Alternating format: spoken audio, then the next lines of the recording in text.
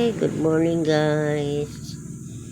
Arito na naman ako guys. Magluluto ako ng langka na may gata. Nagluto ako sa kahoy. Kay masarap ang kahoy guys. At saka ang gaas, ang mahal-mahal. Kaya dito tayo magluto ng langka sa kahoy. Ayan guys. Yung unang gata guys ay sinabaw ko na yan. Yung unang gata. Yung pangalawang gata sinabaw ko na. Tapos yung pangalawa mamaya-maya pag natuyo na, dyan ilagay ko yan. Pag natuyo na yung pangalawang gata, ayan na guys, nilagyan ko ng mga guys, sili, sibuyas, tsaka luya. Ayan, may nilagay pa tayong tanglad para mabango. Ayan guys, salamat sa inyo guys, maraming salamat. Nag voice over ako kasi ang ingay ng tugtog dito. Uy, nahulog pa guys. Ayan, nilagay ko yung yung hipon guys na dry.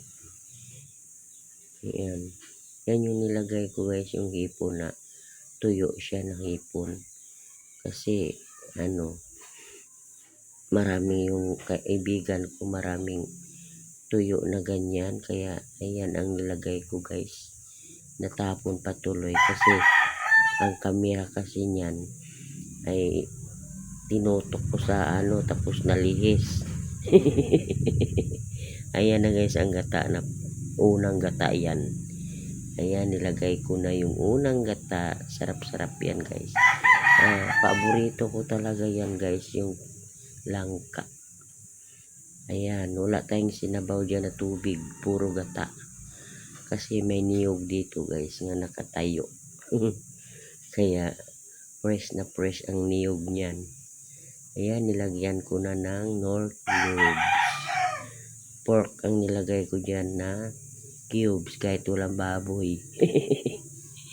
Ang sahog ay tawag nito,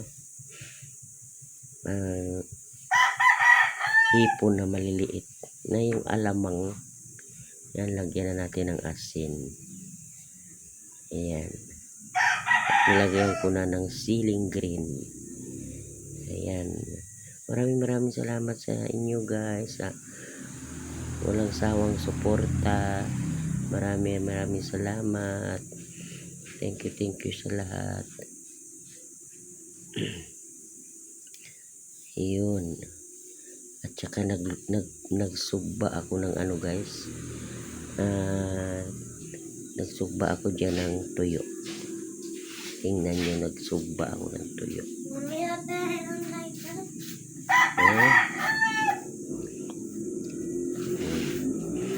Nag voice over nga ako pero dumating naman yung aking apo. Nanghiram kasi nagsiga sa labas. Nanghiram ng lighter kaya magsiga daw sila sa labas. Yung pinagwalisan, sindihan. Ayan, luto na guys. So wala nang tubig. Wala nang tuyo na yung gata. Ayan, ako ng tuyo guys. Ihaw, nasunog pa sa sobrang lakas ng apoy. Ayun, sunog.